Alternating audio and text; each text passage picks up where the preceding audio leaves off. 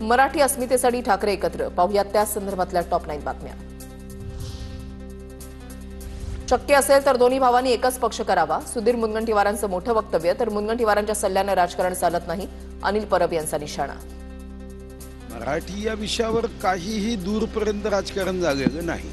मराठी माणसाने इंग्रजी शिकणं हे अभिमान, हा पराक्रम, पण मराठी माणसाने हिंदी शिकणं म्हणजे मराठीचा अवमान, हे मात्र अजून मला समजलं नाही।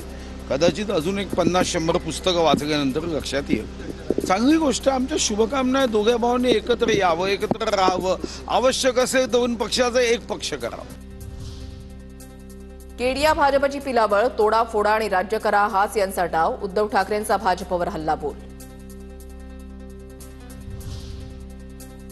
उद्धव ठाकरेंनी आजचं भाषण फक्त मराठी माणसाला भडकवण्यासाठी केलं। उद्धव ठाकरेंच्या भाषणावर शिंदेच्या सेनेचे खासदार नरेश म्हस्केंची टीका।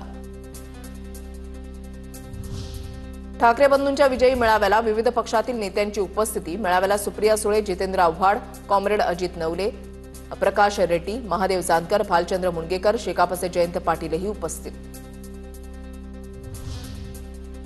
मराठी सिनेसृष्टीमधील कलाकारांची मेळाव्याला हजेरी। भरत जाधव, तेजस्विनी पंडित, सिद्धार्थ जाधव यांची विजयी मेळाव्याला उपस्थिती। मी मराठी बोलत नाही, दम असेल तर महाराष्ट्रातून काढून दाखवा। भोजपुरी अभिनेता दिनेश लाल यादवचे महाराष्ट्रामधल्या नेत्यांना खुलं चॅलेंज। मी महाराष्ट्रामध्ये राहतो, मराठी बोलणार नाही, दिनेश लाल यादवनं डिवचलं।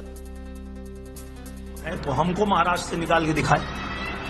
अगर मराठी नहीं बोलने पर मैं नहीं बोलता हूं मराठी, मुझे निकाल के दिखाओ। कोई मैं किसी भी नेता को खुला चैलेंज देता हूं कि अगर तुम्हारे अंदर दम है तो मैं मराठी नहीं बोलता हूं, महाराष्ट्र से निकाल के दिखाओ मुझे। सुशील केडी यांनी राज ठाकरेंची माफी मागितली। मला माफ करा, मी माझे वक्तव्य मागे घेतो। सुशील केडी यांची भाषेबद्दल केलेल्या वक्तव्यावरून माफी।